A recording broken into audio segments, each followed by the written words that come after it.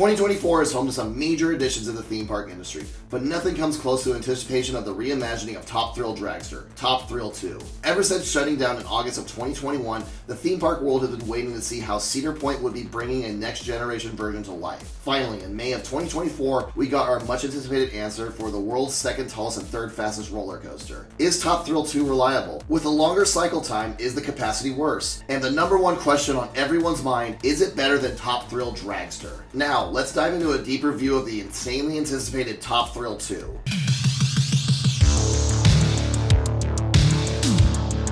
My voice for this review might sound a little off, which is actually a direct result of riding Top Thrill 2. Once we go into detail of the ride experience, you will understand why. Of course, before talking about Top Thrill 2, you have to talk about the monolithic shoes it's filling from the original, Top Thrill Dragster. The world's first strata coaster brought some of the most insane thrills, and to date, the most intense launch I've ever experienced on a roller coaster. While only lasting 17 seconds from launch to brakes, Top Thrill Dragster managed to pack an insane punch in those short 17 seconds. However, the incredibly powerful hydraulic launch brought tons of downtime with the complicated launch system. Pair that with the horrific accident of August 2021, which was the final straw for this legendary ride, Cedar Point had to take action to keep the longevity of this iconic ride. With Top Thrill Dragster's 17-second ride time, how does Top Thrill 2's 1-minute ride cycle affect operations? Clearly this would keep the line moving slowly, right? Not at all. While Top Thrill Dragster had 5 trains in operation compared to Top Thrill 2's 3 trains, with the way Top Thrill 2 operates, only 3 trains are needed between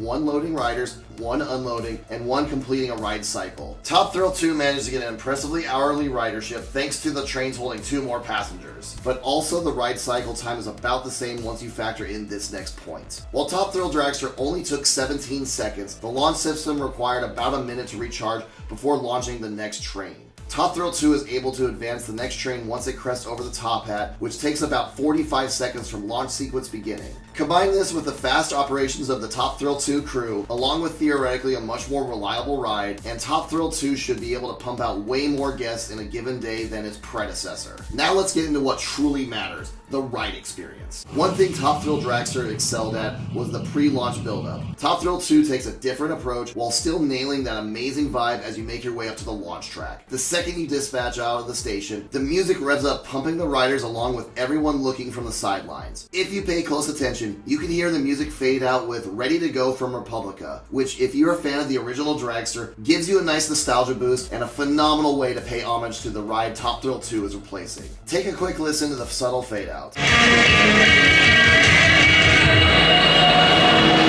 countdown begins, the Christmas tree goes green, and you're off. One of the biggest questions I had about this reimagining is, will the first launch be too mild? While nowhere near as powerful as the hydraulic launch, I was surprised to feel that there was a decent punch in that first launch. What surprised me further was how long the launch kept accelerating for. You then head to what every Dragster rider dreamed of getting, the coveted rollback. This honestly was the most underwhelming and tame part of the ride, as you only make it about halfway up the top hat before starting to head back in reverse. However, this is just the appetizer, and Top Thrill 2's main course is about to crank it up to 11 and not let go until you hit the brakes. The moment the train reconnects with the LSMs and starts accelerating you 101 miles an hour in reverse, you truly start to feel the insane speed and power Top Thrill 2 has. After riding to Tatis in Parque Streaks last year and traveling up the 167-foot spike in reverse, I knew we were all underestimating Top Thrill 2, and we're in for a wild ride once we are traveling up the monolithic 420-foot tall spike.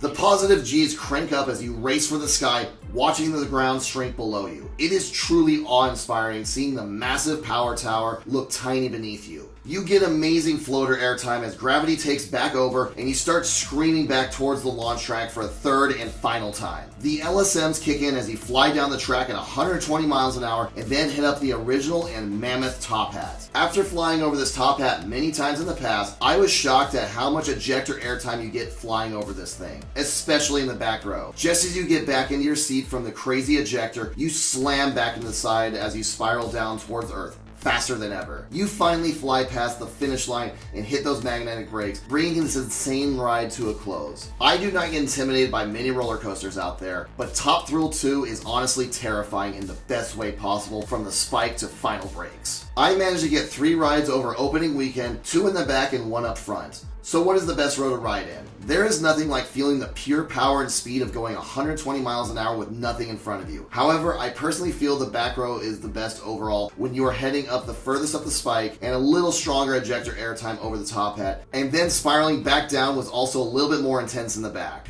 Now after all this is said and done, how does this stack up against Top Thrill Dragster? There's a little shake back and forth, especially compared to Dragster, but it honestly doesn't matter and adds to the ride experience. The only downside is the rollback being quite tame, but honestly, with it being a little calm before the storm, it is a nice break for what insanity is to come. Reliability is too early to tell. I heard it was running great most of opening weekend. However, on my first ride, there were 3 breakdowns. Nevertheless, I expect long-term reliability to be much better than Dragster. Now for the million-dollar question. Is Top Thrill 2 as good or better than Top Thrill Dragster? Even with a less intense launch, Top Thrill 2 without a doubt is a massive upgrade to the iconic Dragster and keeps up Cedar Point's legacy for having the best roller coasters on the planet. It is truly incredible how much Zamperla and Cedar Point cranked up the intensity to one of the most intense roller coasters on the planet. I think Cedar Point has an absolute winner on their hands that will not only keep the original Dragster fans incredibly satisfied, but will also bring new fans to this insane launch coaster.